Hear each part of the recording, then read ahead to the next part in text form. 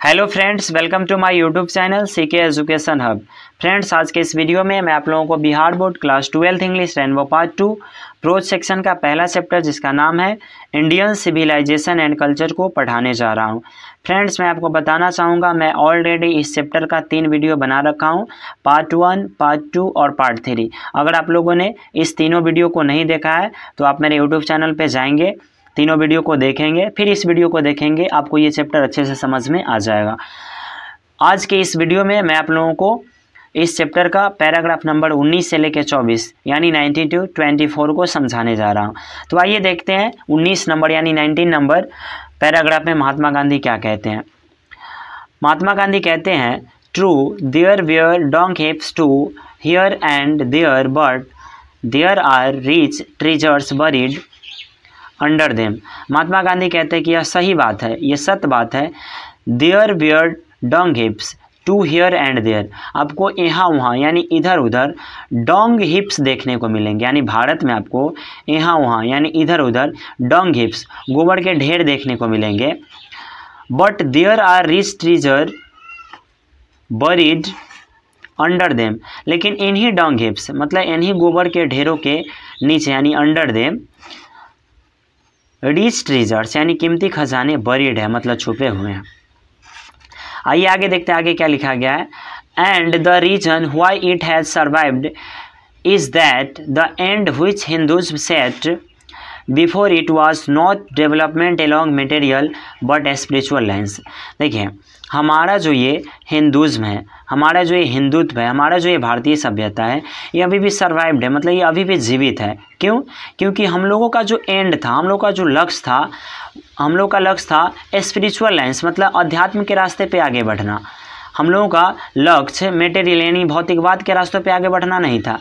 इसीलिए हमारा जो हिंदुज़्म है, हमारा जो भारतीय सभ्यता है, हमारा जो हिंदू धर्म है, आज भी क्या है? सर्वाइव्ड है मतलब जीवित है, क्योंकि हम लोग स्पिरिचुअल लाइन्स यानी अध्यात्म के रास्ते पे आगे बढ़े थे, मेटेरियल भौतिकवाद के रास्तों पे आगे नहीं बढ़े थे। आइए 20 नंबर में देखते हैं क्या लिखा गया है। 20 नंबर पैराग्राफ में लिखा गया है, महात्मा गांधी कहते हैं, our civilisation, our culture, our swaraj depend not upon multiplying our wants. हमारा जो ये सभ्यता है, हमारी जो ये संस्कृति है, हमारा जो ये स्वराज है मतलब हमारे वांट्स, हमारी इच्छाओं के वृद्धि पर डिपेंडेंट नहीं है, हमारी इच्छाओं के वृद्धि पर आश्रित नहीं है, सेल्फ इंडल्जेंस आत्मभोग पर आश्रित नहीं है, बट अपॉन रेस्ट्रिक्टिंग वांट्स, हमारी जो ये इच्छा है, हमारा जो ये आत्मभोग है, इस पे ना हम लोग क्या लगाए हुए हैं? रेस्ट्रिक्टिंग यानी प्रतिबंध लगाए हुए हैं, इस पे ना हम लोग रोक लगाए हुए हैं, और इसी पे हमारा जो ये सभ्यता है, हमारा जो ये संस्कृति है, हमारा जो ये स्वराज है वो डिपेंडेंट है, आश्रित है। मैं एक बार और बताना चाहता हूँ, हमारा सभ्यता, हमारी जो ये संस्कृति है, हमारा जो स्वराज है वो डिपेंडेंट है मतलब आश्रित है, किस पे? सेल्फ डिनायल पे यानी स्व त्याग पे। और हमारा जो ये सभ्यता किस पे आधारित नहीं है?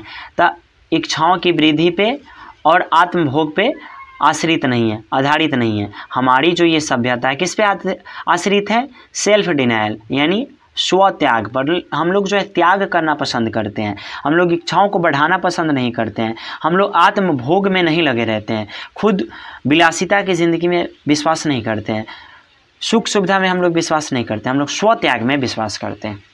आइए आगे देखते हैं 21 नंबर पैराग्राफ में क्या कहते हैं। European civilisation is no doubt suited for the Europeans but it will mean ruin for India if we endeavour to copy it. मैं एक बार और पढ़ देता। इसमें लिखा गया है, European civilisation is no doubt suited for the Europeans but it will mean ruin for India if we endeavour to copy it. मतलब ये जो यूरोपियन सिविलाइजेशन है, जो पश्चिमी सभ्यता है, जो यूरोपीय सभ्यता है, is no doubt suited for the Europeans मतलब इसमें कोई संदेह नहीं है, इसमें कोई डाउट नहीं है, ये ना यूरोपीय लोगों को मतलब यूरोप के जो लोग हैं उनको सूट करता है, उनके लिए ठीक है। यूरोपियन सिविलाइजेशन यूरोप के लोगों के लिए क्या है? सूट करता है मतलब ठीक है। But it will mean ruin for India if we endeavour to copy it, लेकिन इंडिया अगर इसे कॉपी करने की, अगर इसका नकल करने की एंड ओवर यानी कोशिश करता है, यानी इंडिया का क्या हो जाएगा, रूइन, मतलब इंडिया का बर्बादी हो जाएगा, इंडिया बर्बाद हो जाएगा, इंडिया का नामो निशान क्या हो जाएगा, ख़त्म हो जाएगा। यानी यूरोप का जो सभ्यता है यूरोप के लोगों के लिए ठीक है, अगर इसको हम भारत के लोग कॉपी करने यानी अपनाने की एंड ओवर यानी कोशिश करते हैं तो हमारी क्या हो जाएगी, बर्बादी हो जाएगी, हम मिट जाएंगे, रूइन हो जाएंगे। देखिए आगे क्या लिखा गया है, this is not to say that we may not adopt and assimilate whatever may be good and capable of assimilation. इसके हिंदी को समझते हैं। This is not to say that we may not adopt any assimilate, मतलब ऐसा नहीं है, ऐसा नहीं कि हम लोग एडॉप्ट नहीं करते हैं, हम लोग अपनाते नहीं हैं, एंड एसिमिलेट और आत्मसात नहीं करते हैं, what ever may be good, अगर कुछ अच्छा होता है तो उसको हम लोग एडॉप्ट भी करते हैं, अपनाते भी है और उसका आत्मसात भी करते हैं, लेकिन वो एसिमिलेशन मतलब आत्मसात करने के कैपेबल होना चाहिए, उसके लायक होना चाहिए। मतलब हम लोग जो है ऐसा नहीं कि मतलब एडॉप्ट नहीं करते किसी चीज़ को, अपनाते नहीं हैं, परिवर्तन को एक्सेप्ट नहीं करते हैं, लेकिन वो जो परिवर्तन है जिसको हम अपनाने जा रहे हैं अगर वो मेरे लायक हो, मतलब वह अच्छा होगा, वह कैपेबल होगा एसिमिलेशन के यानी आत्मसात करने के लायक होगा, अगर वो सही होगा तो उसको हम ज़रूर अपनाएंगे। देखिए आगे क्या लिखा गया है, as it does not also mean that even the Europeans will not have to part with whatever evil might have crept into। देखिए ये जो यूरोपीय सभ्यता है, ठीक है, यानी ये जो वेस्टर्न सिविलाइजेशन है, इसको हम अगर हम लोग क्या करते हैं, एसिमिलेट करते हैं, इसको अगर अपनाते हैं, ठीक है, अगर इसका आत्मसात करते हैं और इसके अंदर जो बुराइयां हैं, अगर हम लोग पश्चिमी सभ्यता को मानेंगे तो पश्चिमी सभ्यता में जो भी बुराइयां हैं, जो भी एविल है वो मुझ में भी आ जाएगा। अगर हम पश्चिमी सभ्यता को फॉलो करते हैं, उसको मानते हैं और उसके साथ साथ अगर हम भी मतलब बुराई के रास्ते पे आ जाते हैं तो ऐसा नहीं है कि हमारे अंदर जो बुराई आएगा उसके जिम्मेवार, उसके हिस्सेदार यूरोप के लोग नहीं होंगे। यानी पश्चिमी सभ्यता को अगर हम मानते हैं, अगर वो जो गलती करता है वो गलती को हम करते हैं तो इसमें सिर्फ हमारी जिम्मेवारी नहीं होगी, यूरोप के लोगों की भी जिम्मेवारी होगी। अगर हम गलती कर रहे हैं तो उसमें ना उनका भी हक होगा, उनका भी हिस्सा होगा हमारी बुराई में। देखिए आगे देखते हैं 22 नंबर में क्या लिखा गया है, The incessant search for material comforts and their multiplication is such an evil, and I make bold to say that the Europeans themselves will have to remodel their outlook if they are not to perish under the way of the comforts to which they are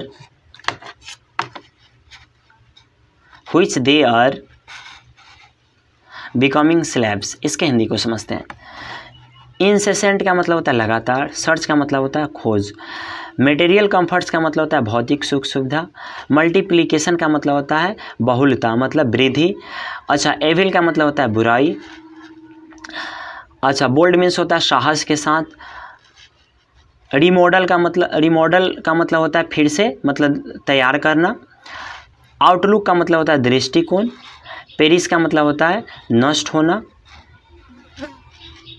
comforts का मतलब होता है सुख सुविधा, slabs का मतलब होता है गुलाम। आइए अभी सबके हिंदी को समझते हैं। The incessant search for material comforts मतलब भौतिक सुख सुविधा की लगातार खोज, एंड देयर मल्टीप्लिकेशन और उसकी वृद्धि मतलब भौतिक सुख सुविधा की क्या खोज और उसकी वृद्धि, इट सच एन एविल यह एक ऐसी बुराई है, एविल मतलब बुराई होता है, यह एक ऐसी बुराई है, and I make bold to say that the Europeans themselves will have to remodel their outlook. Mahatma Gandhi कहते हैं कि मैं न यूरोपीय लोगों को साहस के साथ कहना चाहता हूँ कि यूरोपियन लोगों को अगर ये जो मटेरियल जो है मतलब भौतिक जो वस्तु है उसका स्लैब्स नहीं बनना है, अगर उसका गुलाम नहीं बनना है, तो मैं ना यूरोपीय लोगों को एक बात बताना चाहता हूँ कि उनका जो आउटलुक है, उनका जो दृष्टिकोण है उसको ना रीमॉडल करना पड़ेगा, उसको ना फिर से बनाना पड़ेगा।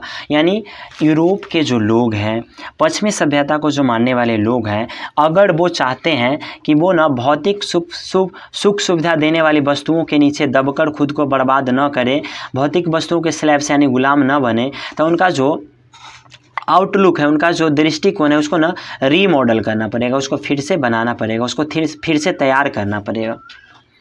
आइए आगे देखते हैं क्या लिखा गया है। It may be that my reading is wrong but I know that for India to run after the golden fleece is to court certain death. आइए इसको पढ़ते हैं। It may be that my reading is wrong, हो सकता है मैं जो लिखा हूँ यहाँ पे, मैं जो समझता हूँ वो रॉन्ग यानी गलत हो सकता है, बट आई नो दैट, लेकिन मैं जानता हूँ, for India to run after the golden fleece, अगर भारत जो है इस गोल्डन फ्लिस के पीछे दौड़ता है, इस गोल्डन फ्लिस के पीछे भागता है, is to court certain death, तो इंडिया का ना मतलब निश्चित जो है इंडिया का बर्बादी फिक्स है। देखिए गोल्डन फ्लिस क्या होता है, गोल्डन फ्लिस का मतलब होता है डिफ़िकल्ट टू फाइंड, मतलब जिसको पाना बहुत ही कठिन होता है। जैसे में हम लोग जो है सांप के मनी की बात करते हैं, लेकिन उसको पाना कितना है, बहुत मुश्किल होता है। वही गोल्डन फ्लिस का यहाँ पे गोल्डन फ्लिस वर्ड का यूज़ करके बताया गया है कि भारत के लोग अगर पश्चिमी सभ्यता को अपनाना चाहते हैं, इसका मतलब क्या है, वह गोल्डन फ्लिस के बराबर है, यानी अगर उसको अपनाने की कोशिश करेंगे तब भारतीय लोगों का अस्तित्व क्या हो जाएगा, खतरे में आ जाएगा। देखिए आगे क्या लिखा गया है।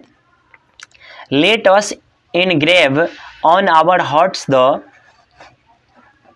motto of a Western philosopher। उसके बाद महात्मा गांधी कहते हैं कि हम लोग को ना इनग्रेव कर लेना चाहिए, मतलब अंकित कर लेना चाहिए, ऑन आवर हार्ट्स, अपने हृदय में, अपने दिल में, motto of a western philosopher, मतलब एक ना पश्चिमी दार्शनिक थे। फिलोसफर का मतलब होता है दार्शनिक और वेस्टर्न का मतलब होता है पश्चिमी, यानी पश्चिमी सभ्यता को मानने वाले एक फिलोसफर थे, एक दार्शनिक थे, एक ज्ञानी थे। उनका मोटो था, उनका सिद्धांत था, उनका सिद्धांत क्या था, plane living and high thinking, मतलब सादा जीवन और उच्च विचार, मतलब रहना एकदम सिंपल वे में, लेकिन हमारा विचार कैसा होना चाहिए, उच्च होना चाहिए। ये किनका मतलब फिलॉसफी है, ये किनका मोटो है, तो वेस्टर्न फिलोसफर का। आगे देखिए क्या लिखा गया, today it is certain that the millions can not have high living and we the few who profess to do the thinking for the masses run the risk in a vain search after high living of missing high thinking. इसके हिंदी को समझते हैं। इसमें बताया गया today, आज, it is certain, मतलब ये निश्चित है, दैट कि the millions can not have high living, मतलब लाखों की संख्या में जो लोग हैं वह मतलब उच्च जीवन को नहीं जी पाते हैं, एंड वी द फ्यू, लेकिन कुछ है, हु प्रोफेस, जो दावा करते हैं, to do the thinking for the masses, मतलब मासेस का मतलब होता है जन समूह, मतलब कुछ लोग हैं जो सोचते हैं, क्या सोचते हैं, हाई लिविंग के बारे में, मतलब उच्च जीवन के बारे में। इन ए बेन सर्च, बेन मतलब होता है व्यर्थ, और यही व्यर्थ के खोज में, आफ्टर हाई लिविंग, मतलब ये जो हाई लिविंग है इसके जो कुछ लोग खोज करते हैं, यानी व्यर्थ का खोज है। हाई लिविंग का मतलब होता है उच्च जीवन, क्या होता है, उच्च जीवन, मतलब एकदम शानो शौकत में जो लोग जीते उसे और रहते हैं, जीते हैं और रहते हैं, उसे क्या कहते हैं, हाई लिविंग। क्या कहते हैं, हाई लिविंग। देखिए लाखों लोग जो है मतलब उनका ना स्टैंडर्ड जो है वो हाई नहीं हो सकता है, वह उच्च जीवन नहीं जी सकते हैं, लेकिन फिर भी कुछ लोग दावा करते हैं और कहते हैं, क्या कहते हैं, और रिस्क भी उठाते हैं और व्यर्थ की खोज करते हैं हाई लिविंग के चक्कर में, उच्च जीवन के चक्कर में। मतलब हम जिसका खोज कर रहे हैं वो हमको मिलने वाला है नहीं, और इसी में अपना टाइम व्यर्थ कर रहे हैं, वेस्ट कर रहे हैं, ऑफ मिसिंग हाई थिंकिंग, और इसी के चक्कर में जो हमारा उच्च विचार है उसको भी हम खोते जा रहे हैं। मैं एक बार और इसकी हिंदी को बता देता हूँ। देखिए ये फिक्स बात है कि मतलब लाखों लोग जो है उनका ना जीवन मतलब हाई नहीं हो सकता है, उच्च नहीं हो सकता है, लेकिन फिर भी कुछ लोग ना दावा करते हैं और व्यर्थ की खोज करते हैं, हाई लिविंग की व्यर्थ की खोज करते हैं, और इसी में उनका जो हाई थिंकिंग है, उनका जो उच्च विचार है उसको ना वह क्या कर रहे हैं, मिस कर रहे हैं, मतलब खोते जा रहे हैं। देखिए एक वेस्टर्न फिलोसफर थे, उनका मानना था कि हम लोग को जीवन सादा जीना चाहिए, बट हमारा जो विचार है वो कैसा होना चाहिए, उच्च होना चाहिए। लेकिन अभी के जो लोग हैं ना, मतलब उच्च जीवन के खोज में अपना जो उच्च विचार है उनका जो हाई थिंकिंग है उसको क्या कर रहे हैं, मिस कर रहे हैं, मतलब खोते जा रहे हैं। आइए फ्रेंड्स आगे देखते हैं 23 में क्या लिखा गया है। 23 नंबर में लिखा गया, civilisation in the real sense of the term consist not in the multiplication but in the deliberate and voluntary restriction of wants. देखिए लिखा गया civilisation in the real sense of the term. सभ्यता का वास्तव में अर्थ क्या होता है? सभ्यता का वास्तव में अर्थ होता है consisted not in the multiplication, मतलब इच्छाओं की वृद्धि को सभ्यता नहीं कहते हैं, but in the deliberate and voluntary restriction of wants. मतलब डेलिब्रेट का मतलब होता है सोच विचार के, एंड वॉलंटरी रेस्ट्रिक्शन, और उस पर ना मतलब अनिवार्य निश्चित उसको सीमित करना, इच्छाओं को सीमित करना और उसको जानबूझ के उस पर प्रतिबंध लगाना ही सिविलाइजेशन कहलाता है। यानी इच्छाओं को वृद्धि, मल्टीप्लिकेशन ऑफ ह्यूमन वांट्स, मतलब इच्छाओं की वृद्धि को हम लोग सभ्यता नहीं कहते हैं। डेलिब्रेट मतलब जानबूझकर उस पर रेस्ट्रिक्शन लगाना, हमारी इच्छाओं पे रोक लगाना ही क्या कहलाता है? सभ्यता कहलाता है, सिविलाइजेशन कहलाता है। देखिए आगे क्या लिखा गया है, this alone increases and promotes contentment, real happiness and capacity for service. अगर हम लोग वांट्स अपनी इच्छाओं पे मतलब प्रतिबंध लगाते हैं, इच्छाओं पे रोक लगाते हैं, this alone increases and promotes, और ये अगर ऐसा हम करते हैं तो इसे ना हम लोग क्या करेंगे? प्रमोट्स करेंगे, बढ़ावा देंगे कंटेंटमेंट संतुष्टि को, रियल हैप्पीनेस वास्तविक खुशी को, एंड कैपेसिटी फॉर सर्विस और सेवा करने की क्षमता को। अगर हम अपने वांट्स पे रोक लगाते हैं, अपनी इच्छाओं पे रोक लगाते हैं तो इससे हमारे अंदर संतुष्टि आएगी, वास्तविक खुशी आएगी और सेवा करने की शक्ति बढ़ेगी, सेवा करने की क्षमता आएगी। आइए आगे देखते हैं 24 में क्या लिखा गया है। A certain degree of the physical harmony and comfort is necessary but above a certain level it becomes a hindrance instead of help. देखिए महात्मा गांधी कहते हैं 24 नंबर पैराग्राफ में, a certain degree of physical harmony, मतलब physical harmony का मतलब होता है शारीरिक सामंजस्य, ठीक है, मतलब एक निश्चित स्तर पर ये जो शारीरिक सामंजस्य होता है एंड कंफर्ट और आराम जो होता है नेसेसरी होता है, ज़रूरी होता है, but above a certain level, लेकिन ये जो सर्टेन लेवल है, जो निश्चित जो स्तर है, इट बिकम्स ए हिंड्रेंस, अगर इससे ज़्यादा मतलब शारीरिक सामंजस्य और आराम ज़रूरी तो है, लेकिन ये ज़रूरत से ज़्यादा अगर हो जाता है तो ये ना हेल्प की बजाय हिंड्रेंस मतलब बाधा बन जाता है। मतलब हम लोग को ना काम भी करना चाहिए, आराम भी करना चाहिए, लेकिन निश्चित लेवल पर। अगर ज़्यादा अगर हम लोग करते हैं, आराम करते हैं ज़्यादा और काम कम करते हैं तो इससे ना हमारा जो हम जिसके लिए आराम करते हैं वो ना मतलब हेल्प की बजाय क्या बन जाएगा? हिंड्रेंस मतलब बाधा बन जाएगा। इसलिए हमको ज़्यादा आराम भी नहीं करना चाहिए। आगे लिखा गया देयरफॉर द आइडिया ऑफ, यहाँ पे आइडियल नहीं आइडिया होगा, ये टाइपिंग मिस्टेक है। The idea of creating an unlimited number of wants and satisfying them seems to be a delusion and a snare. Delusion का मतलब होता है भ्रम, स्नेयर का मतलब होता है जाल या फंदा भी कह सकते हैं इसे। इसीलिए हमारे जो महात्मा गांधी थे वो कहते हैं कि मतलब अनलिमिटेड नंबर ऑफ वांट्स मतलब इच्छाओं की वृद्धि का जो आइडिया हमारे मन में आता है, एंड सेटिस्फाइंग देम, और उसको जो हम संतुष्ट करते हैं, मतलब हमारे मन में क्या आता है? बहुत सारी ख्वाहिशें आती है, इच्छाएं आती है, और उसको हम लोग क्या करते हैं? उसको सेटिस्फाइड, उसको संतुष्ट करते हैं। तो इच्छाओं की वृद्धि और इच्छाओं को संतुष्ट करना सिम्स मतलब ऐसा प्रतीत होता है टू वे डिल्यूजन, मतलब लगता है जैसे यह एक भ्रम है या एक जाल है या एक फंदा है। यानी हम अपनी इच्छाओं को बढ़ाते हैं, इच्छा की पूर्ति करते हैं तो हमको ना यह एक जाल की तरह लगता है, एक फंदा की तरह लगता है। आगे लिखा गया है the satisfaction of one's physical needs even the intellectual needs of one's narrow self must meet at a certain point a dead stop before it degenerates into physical and intellectual voluptuousness. इसके हिंदी को समझते हैं। इसमें लिखा गया है physical needs का मतलब होता है शारीरिक ज़रूरत, इंटेलेक्चुअल नीड्स का मतलब होता है बौद्धिक ज़रूरत। तो ये जो शारीरिक ज़रूरत है और ये जो बौद्धिक ज़रूरत है, इसको ना एक पॉइंट पे आके, एक बिंदु पे आके स्टॉप हो जाना चाहिए, मतलब रुक जाना चाहिए।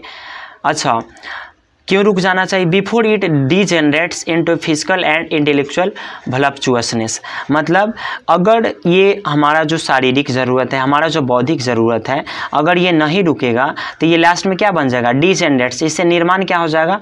Physical and intellectual voluptuousness. यही हमारा जो शारीरिक और हमारा जो बौद्धिक ज़रूरत है बाद में ना वल्पचुअसनेस यानी विलासिता का रूप ले लेगा, कामुकता का रूप ले लेगा। मतलब हम लोग ना इसी में लग जाएंगे, भोग विलास में ही लगे रह जाएंगे। आगे लिखा गया है, a man must arrange his physical and cultural circumstances so that they do not hinder him in his service of humanity on which all his energies should be concentrated. इसमें लिखा गया ए मैन मस्ट अरेंज, मतलब एक इंसान को arrange करना चाहिए, व्यवस्थित करना चाहिए, his physical and cultural circumstances, मतलब उसका जो शारीरिक और सांस्कृतिक जो परिस्थिति है उसको ना व्यवस्थित करना चाहिए, अरेंज करना चाहिए, इस तरह से अरेंज करना चाहिए। They do not hinder him in his service of humanity, कि उनका जो ये शारीरिक और उनका जो ये सांस्कृतिक जो परिवेश है उसको ऐसे मतलब व्यवस्थित करना चाहिए कि उसको ना मानवता की सेवा करने में कोई हिंडर मतलब कोई बाधा उत्पन्न न हो। On which all his energy should be concentrated, और इंसान का जो पूरी एनर्जी है वह मानवता की सेवा में लगी रहे। फ्रेंड्स, ये इंडियन सिविलाइजेशन एंड कल्चर का पार्ट 4 वीडियो था और इसमें 19 से 24 तक मैं समझाया हूँ। अगर आपको समझ में नहीं आया होगा तो आप मुझे कमेंट करके बताएंगे। इसमें कौन कौन सा वर्ड है जो आपको समझ में नहीं आया होगा ये भी आप मुझे बताएंगे। अगर आपको ये मेरी वीडियो अच्छी लगी होगी तो आप मेरे इस वीडियो को लाइक करेंगे, कमेंट करेंगे और अपने दोस्तों के साथ शेयर करेंगे। मिलते हैं इस वीडियो के अगले पार्ट, यानी अगला जो इसका पार्ट होगा उसमें मैं इस चैप्टर का मैं समरी बताऊंगा और इसको मैं ट्यूसडे यानी मंगलवार को सुबह में अपलोड करूंगा। तो मिलते हैं इस वीडियो के नेक्स्ट पार्ट के साथ, तब तक के लिए बाय।